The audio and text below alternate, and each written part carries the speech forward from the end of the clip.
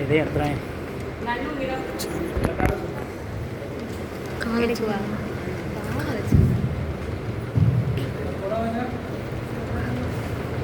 நன்னும் இளமை பருவத்திலே முதல் நாமை அசைத்த மொழி எங்கள் கண்ணை திறன் உலகத்தை விளக்கி கருத்தோடு செய்த மொழி என்ற எண்ணத்தை கூறற்கு நான் என்று முன்வந்திருந்த விருது மொழி வேற்று வண்ண பிறமொழி கற்க உதவிய வன்மை குழந்து மொழி அதனால் தமிழனை வாலிய வாலிய வெண்களை வாழ்த்துவோமே என்று என் தமிழ் அன்னையை வழங்கி என் உரையை தொடங்கினேன்.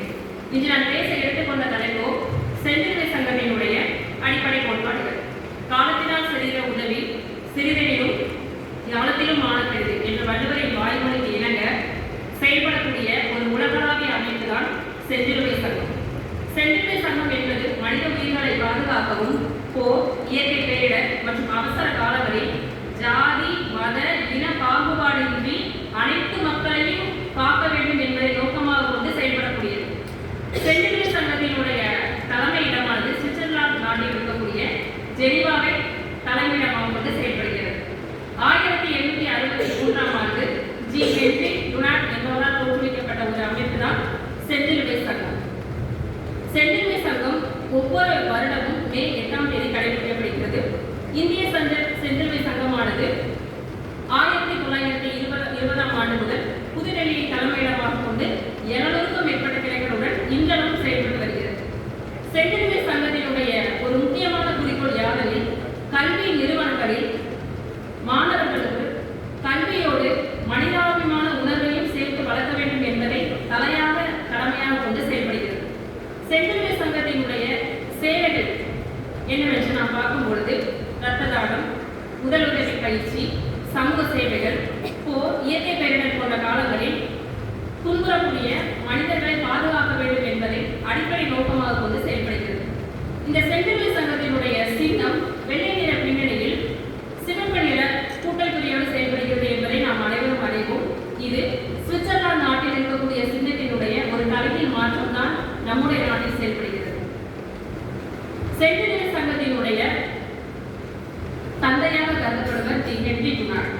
பிரான்சுக்கும் ஆஸ்திரிய நாடுகளுக்கும் நடைபெற்ற போர்களில் ஏராளமான உயிர்கள் கொல்லப்பட்டதை கண்டு மனம் வருந்திய அவர்கள் இனிவரும் காலங்களில் போர்களினால் உயிர்கள் மடிவதை நாம் அனைவரும் தடுக்க வேண்டும், மனித நேயத்துடன் இந்த உலகம் வளர வேண்டும் என்பதை அடிப்படையாக கொண்டு ஒரு அமைப்பை தோற்றுவிக்க வேண்டும் என்பதை தன் வாழ்நாள் இலக்காக கொண்டு இந்த அமைப்பை தோற்றுவித்தார்.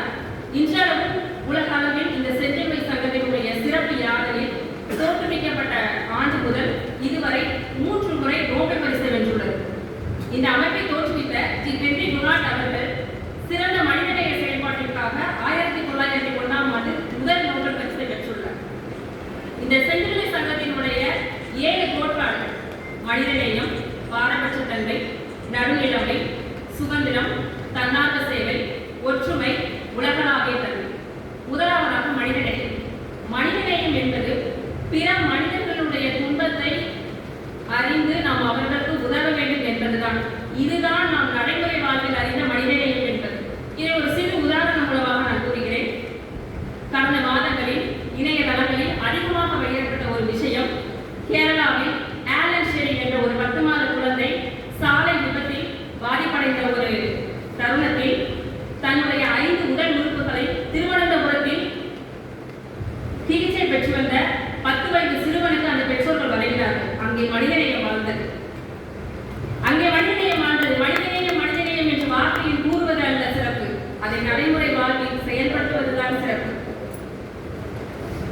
வாடிய பெயரை கண்டபோதெல்லாம் வாடிய கருணை மனம் கொண்ட வள்ளலார் வாழ்ந்த பூமியில் கொல்கத்தாவில் சாலை ஓரங்களில் தொழுநோயால் பாதிக்கப்பட்ட மனிதர்களுக்கு நிதி உதவ வேண்டும் என்று கேட்டபோது எச்சில் துப்பிய மனிதனை கேட்ட அன்னை தெரசா அவர்கள், எனக்கு தேவையானதை நீங்கள் கொடுத்து விட்டீர்கள், சாலை ஓரங்களில் தொழுநோயாலும் ஆதரவற்று இருக்க வேண்டியவர்களுக்கும் கொடுக்க வேண்டிய நிதியை குறித்தால் நான் சந்தோஷமாக இருப்பேன் என்று பல மனிதர்களை படைத்த வாழ்ந்த பூமியில் பாரபட்ச தன்மை என்பதை பார்ப்போம். மனிதநீ சோழன் நாம் அனைவரும் அறிந்தவர்கள் தானே? மனிதநீ சோழன் பற்றி அறிந்தவர்கள் தானே?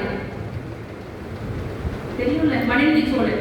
பாரபட்ச தன்மை என்பது என்ன? நம் அனைவரும் நடைமுறை வாழ்வில் கூறுவது, ஒரு அணியினருக்கு மட்டும் நீங்கள் சாதகமாக செயல்படாதீர்கள், எல்லாருக்குமான நீதி உறுதியை வழங்குகிறது. வரலாறை படிப்பதல்ல சிறப்பு, அதை நடைமுறைப்படுத்துவதில் தான் இருக்கிறது எல்லா சிறப்புகளும். அடுத்ததாக சுதந்திரம். சுதந்திரம் என்பது என்ன? இன்றைக்கு இருக்கக்கூடிய மனிதர்கள் அனைவருக்கும் நம் தேசிய கொடி அனைவரும் பார்த்துள்ளோம். தேசிய கொடி, நம்முடைய தேசிய கொடியானது 3 நிற வண்ணங்களுடன் அழகாக மிளிர்ந்து பறக்கிறது. அந்த தேசிய கொடிக்கும் அந்த கொடிக்கும் இடையில் ஒரு சின்ன இடைவெளி இருக்கிறது. அதுதான் நம்முடைய சுதந்திரம்.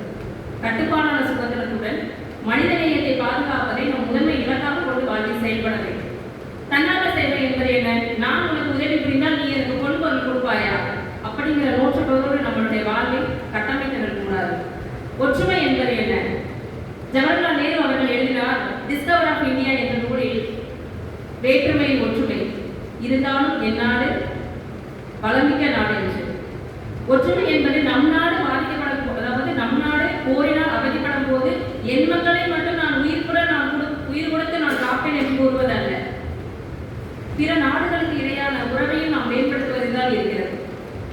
உலகளாவிய தன்மை என்ன? செஞ்சிலுவை சங்கமானது உலகளாவிய தன்மையை எவ்வாறு வரையறுக்கிறது என்று தெரியுமா? ஒவ்வொரு நாடுகளுக்கும் ஒரு செஞ்சிலுவை சங்கம் அமைய வேண்டும். அதில் இருக்கக்கூடிய அனைத்து பிரிவில் இருக்கக்கூடிய எல்லா நாடுகளும் அது ஒற்றுமையுடன் செயல்பட வேண்டும் என்றார். செஞ்சிலுவை சங்கமானது இன்றளவும் இணையதளத்தில் மட்டும் படிக்கக்கூடிய ஒரு சமூகமாக நம் கண்கூடாக பார்த்துக் கொண்டிருக்கிறோம். நம் அனைவரும் ஆசிரியர் 5 பாடங்களை மற்றும் அவனுடைய செவில் திணிப்பதல்ல அவனுடைய வாழ்நாள். சமூக சேவையோடு மனித உணர்வையும் அவனுக்கு வளர்க்க வேண்டும் என்று கூறி வாய்ப்புகள் கூறி விரைவில்